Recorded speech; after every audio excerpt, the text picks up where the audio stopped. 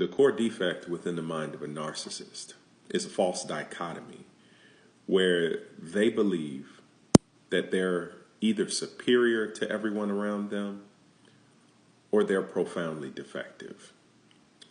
And it's that constant struggle within the narcissist that makes it impossible to really form any type of meaningful bond with them, any type of bond that would cause them to suffer when the relationship ends. They have a deep aversion to any type of vulnerability because vulnerability would require them to risk being hurt, to risk being in pain as a result of trying to grow with another person and trying to examine themselves. That's why you can never really reach a point with them where you feel like your needs are being met and their needs are being met in their stability and balance.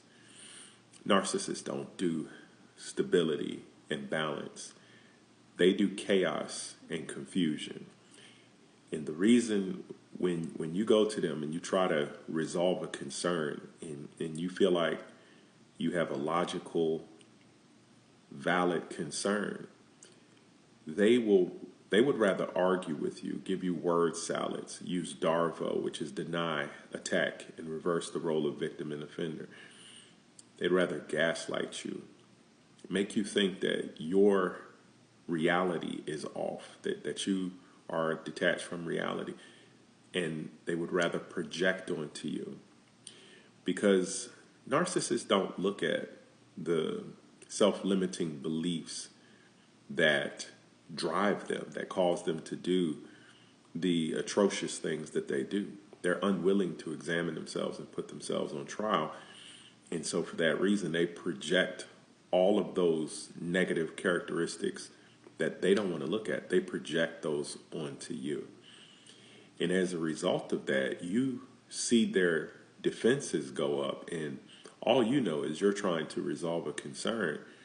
And by the time you get done with that conversation, you don't even remember what you were talking about. That's why you start recording conversations. That's why you start documenting things. That's why you start leaving records of those conversations through text messages. You become an investigator because what's actually happening is they're conditioning you through that whole process to distrust yourself and distrust your reality. And you desperately seek to validate your reality and to confirm within yourself that you're not losing your mind. And it's when you're at that point where you're seeking all that evidence where the narcissist pretty much has you in the thick of that trauma bond.